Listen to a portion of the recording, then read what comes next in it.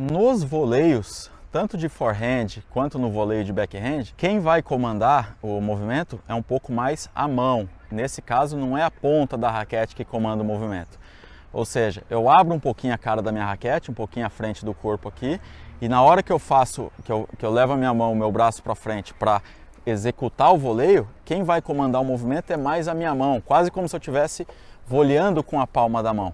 Eu não tenho tanto esse movimento da ponta da raquete, eu não tenho tanto essa flexão de punho aqui. E sim, o movimento da minha mão, a minha mão acompanha um pouquinho mais. Tá? A minha mão acompanha na direção que eu quero esse voleio e a cara da raquete acaba um pouquinho mais aberta. Tanto no voleio de forehand, quanto aqui no voleio de backhand. Eu abro a cara da raquete aqui e a minha mão acompanha um pouquinho mais. Um pouquinho de cima para baixo, para eu dar um leve slice na bola. Mas é a minha mão que acompanha um pouquinho mais e não a ponta da raquete. É um erro muito comum os atletas quererem bater na hora do voleio, né? E a gente tem que, na verdade, no voleio a gente vai um pouquinho mais empurrar a bola, né? Ou frear um pouco mais essa bola. A gente não vai bater tanto nela, igual a gente faz nos golpes de fundo.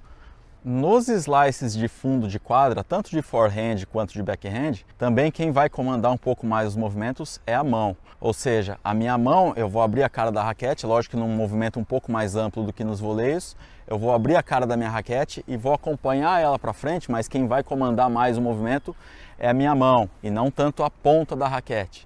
Tá? No slice de backhand é a mesma coisa. Eu abro a minha raquete aqui atrás da cabeça, né? Posso até abrir um pouquinho meu punho, mas eu vou acompanhar, quem vai comandar um pouquinho mais é a minha mão, né? No slice. Não é tanto a ponta da raquete, eu não vou bater tanto, a ponta da minha raquete não vai passar no slice. Quem vai comandar o movimento aqui mais é a minha mão.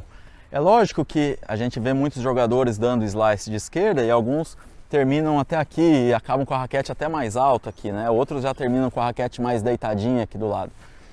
Então esses que acabam com a raquete mais alta, existe um leve trabalho do punho, tá? O punho acompanha um pouquinho a bola, mas não é uma coisa excessiva. Mesmo nesses casos, quem vai comandar o movimento é a mão, tá? E levemente a raquete, eu não preciso ter uma tensão muito grande, mas levemente a ponta da minha raquete vai passar, mas não excessiva ao ponto dela comandar muito mais do que a minha mão.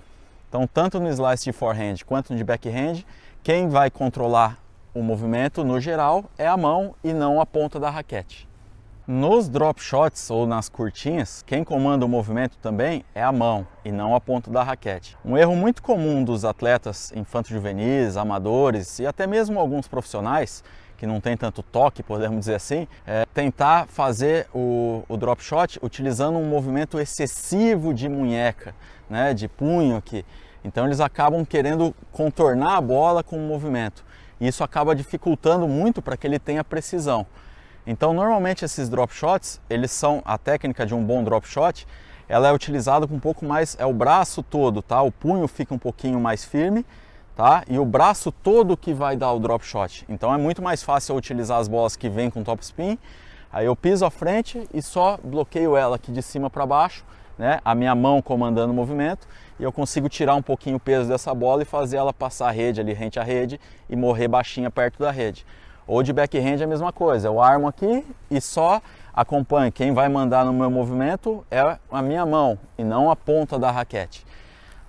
Como acontece muitas vezes com os jogadores amadores, que eles querem fazer um movimento muito grande de punho e acabam perdendo precisão na hora do drop shot.